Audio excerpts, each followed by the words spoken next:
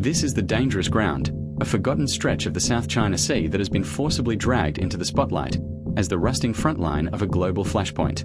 Today, the fog of history is clearing to reveal a landscape where sovereignty is contested not just with words, but with the threat of total war. The world agreed on a set of rules in 1982, the UNCLOS Treaty, granting nations a 200 nautical mile exclusive economic zone to protect their waters. But in this claustrophobic sea, geography is the enemy. 6 different nations find themselves locked in a bitter struggle over overlapping claims, all driven by the massive, untapped reserves of oil, gas, and rich fisheries that lie beneath the waves. Despite international law, China asserts what it calls indisputable historic rights to nearly the entire sea, carved out by the infamous 9-dash line. This claim, built on mid-20th century maps and ancient navigation routes, ignores the legal boundaries of every other neighboring nation. In 2016, a UN-backed tribunal in The Hague delivered a crushing blow, ruling that China's historic claim has no legal basis under international law, yet the aggression has only intensified. Beneath the surface, the archaeological record tells a story that China refuses to acknowledge. For over 1,000 years, Southeast Asian lashlug ships, Arab dhows, and European clippers navigated these treacherous paths. The evidence proves that these early mariners actively avoided the central reefs, treating them not as territory to be owned, but as a deadly shared hazard to be survived. This region is a literal graveyard of vessels that dared to challenge its jagged coral. From the Liverpool bark Titania and the famous T-Clipper Taiping at Lad Reef to the Dutch submarine, which had to be destroyed in 1945 to prevent its secrets from being captured, history shows there was never a desire to claim ownership of these lethal reefs. They were obstacles, not prizes. The status of these reefs changed forever when UNCLOS gave islands immense economic value. Exploiting a legal loophole, a frantic race began to occupy and artificially enhance submerged rocks into sovereign territory.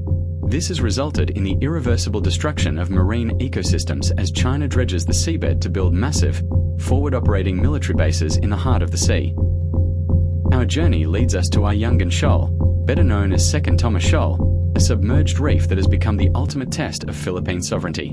It sits in a state of constant tension, just over the horizon from Mischief Reef, a territory seized by China in 1995 that now serves as a high-tech launch pad for aggressive maritime patrols.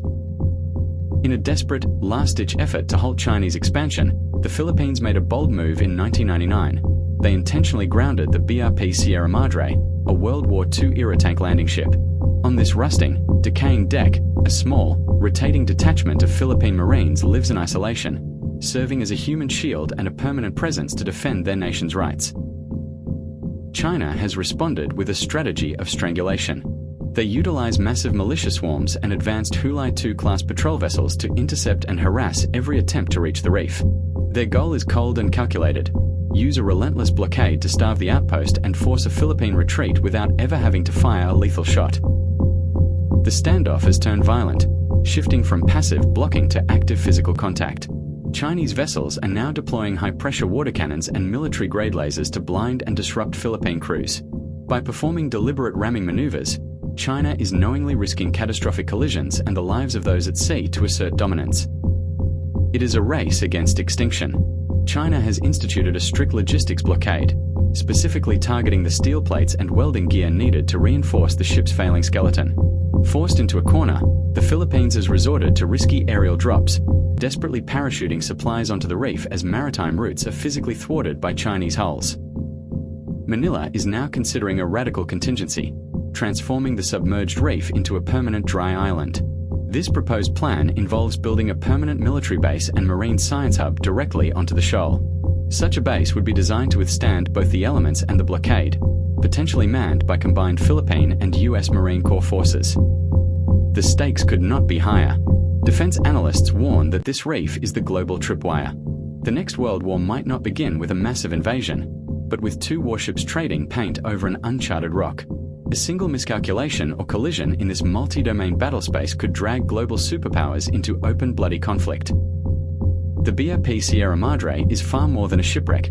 It is a shredded symbol of how far sovereign rights can be stretched in the 21st century. As the Philippine flag flies over the rusting mast, the world watches. The resolution of this standoff will define the future of international maritime law and determine the fate of global peace.